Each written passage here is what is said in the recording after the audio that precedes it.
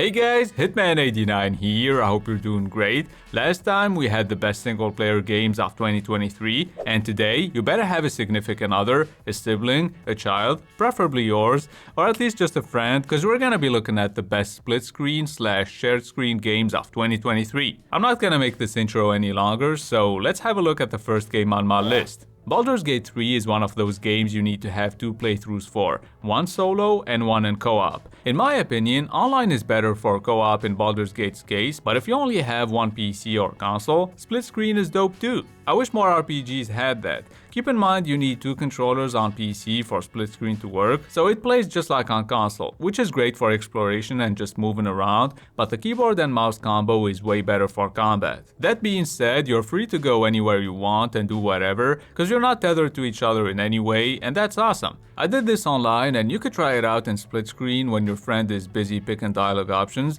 Take all the good stuff from their backpack and then keep on filling it with junk until they're over encumbered and can barely move. But my favorite thing to do is during a fight, I would use my barbarian to literally pick my brother up and throw him at enemies. The Series X version is finally coming in December, and if you're on PS5 or PC and you haven't played Baldur's Gate 3 yet, you're missing out. The second game, on the other hand, is on Xbox and PC, but not on PlayStation yet. If you played Gang Beasts, then you're gonna be in familiar territory here, cause Party Animals is a ragdoll fighting game where you can toss your friends around like the worthless pieces of shit they are. I mean, it's up to you, cause you could do that, or instead, focus on doing objectives and win the game while everyone else is too busy fighting. I think it's obvious that this isn't the type of game you play for several hours a day, but every single time I'll play it, I'll laugh my ass off. I mean, it's fun even when you lose, and it's entertaining to watch too. Party Animals is a must-have. Now let's take a look at the third game, Sonic Superstars. Now I'm just fucking with you. As soon as a player goes off screen, they have to respawn, and Sonic is a fast-paced game, so that shit happens all the time.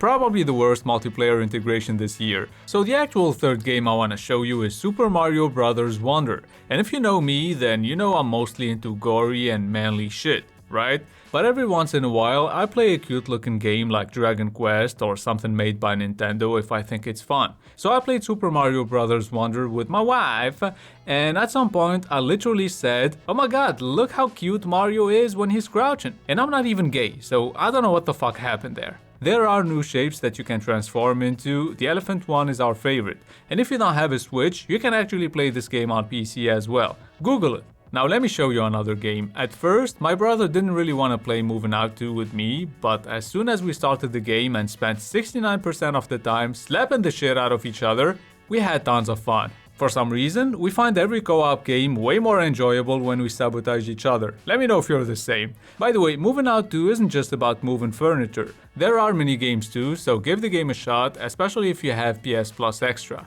Moving on to the fifth game, I never really watched any pro wrestling, but I grew up playing SmackDown on PS1 and PS2, so when I played WWE 2K23, it felt like I was playing a remake of those games. Some wrestlers look goofy though, I don't know why they made them cross-eyed. So I had some 1v1 and later on 2v2 action, and everyone loved it. There are plenty of game modes to choose from, but no matter how hard you beat people up, there's no blood. So if you want some gore, Mortal Kombat 1 is what you need. When my brother and I first played this, we tried different combos. It was fun and it looked great. Then he started spamming the same attack over and over again, so I had to do the same, and as you can see, it just looks horrible. I've also played Mortal Kombat 1 with my wife, and I think the right way to do this is to cuss each other out as you're playing, but after like 20 minutes, she was so sick of losing she literally said, "If you don't let me win, I'll never play with you again." So I pulled a fatality on her and she rage quit. Yeah, I'd rather die than let someone win.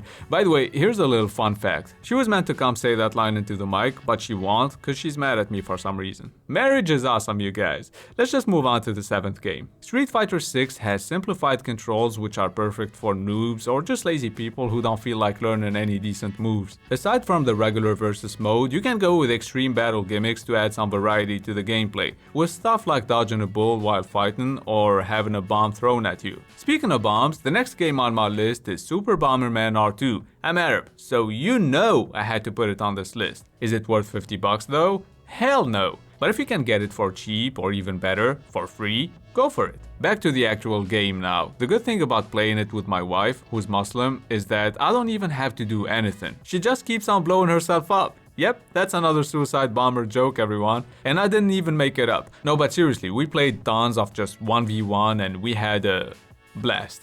Okay, I think I did all my Arab jokes, so we can finally move on to the next game. Trine 5 is a 2.5D game with 3 playable characters. They each have their own unique abilities that you can use to solve puzzles and fight enemies. But why would you only have 3 playable characters in a 4-player co-op game? You would think by the 5th game they'd finally add a new one. But nah. Now I have to tell you guys, words cannot describe the pain I felt watching my wife miss simple jumps over and over again. Also, I had to solve every puzzle by myself, so Trine 5 was far from being an enjoyable experience in my case. Last but not least, Diablo 4 seems to have disappointed a lot of fans, but if you're only interested in playing it in couch co-op, I'd say go for it. Try to get it on sale though. Also, keep in mind the PC version doesn't have local co-op, and in order to unlock it on console, both players have to finish the prologue. But that only takes like 10 minutes, so it's no big deal. My favorite thing about Diablo 4 is the story, because in terms of gameplay, you can turn your brain off and play this. Even my wife said it was too easy. She literally dies every 2 minutes though. And that's gonna be it for the best split-screen games of 2023. Let me know if I missed any, and most importantly, I hope you found a couple of good ones to play. If that's the case, a thumbs up and a subscription would be dope, and would definitely help this shitty channel grow. It's been Hitman89. See you guys very soon. For the pay stub or you'll pay up. Don't make love to the game, bruh. Fuck the game up. Change up, rearrange stuff to your greatness. Famous for the way up. Play the game, bruh.